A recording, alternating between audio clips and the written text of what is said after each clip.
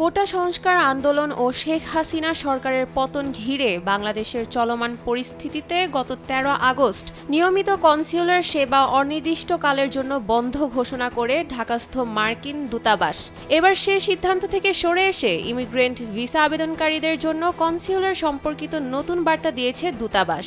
জানানো হয় সোমবার থেকে পুনরায় দূতাবাসের রুটিন কনস্যুলার সেবা চালু করা হয়েছে। তবে দূতাবাসের সব কর্মকর্তারা ঢাকায় না ফেরা পর্যন্ত কনস্যুলার সেবা সীমিত থাকবে। বৃহস্পতিবার ফেসবুকে দেওয়া এক পোস্টে ইমিগ্রেন্ট ভিসা আবেদনকারীদের উদ্দেশ্যে এ বার্তা দিয়েছে দূতাবাস কর্তৃপক্ষ।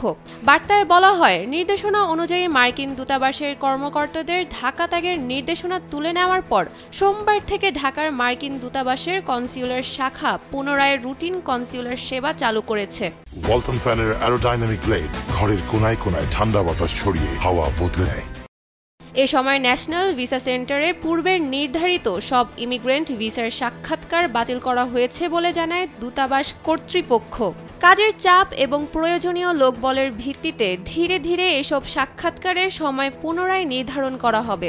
এ সময় ভিসা আবেদনকারীদের দুশ্চিন্তা করতেও নিষেধ করা হয় দূতাবাসের পক্ষ থেকে। আবেদনকারীদের বলা হয় তাদের আবেদন হারিয়ে যাবে না।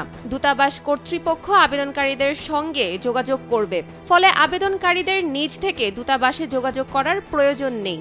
উল্লেখ্য, বাংলাদেশের নাগরিক ও বাসিন্দাদের জন্য যুক্তরাষ্ট্রের ইমিগ্রেন্ট ভিসা কার্যক্রম সম্পন্ন করা হয় ঢাকায় অবস্থিত যুক্তরাষ্ট্র দূতাবাস থেকে।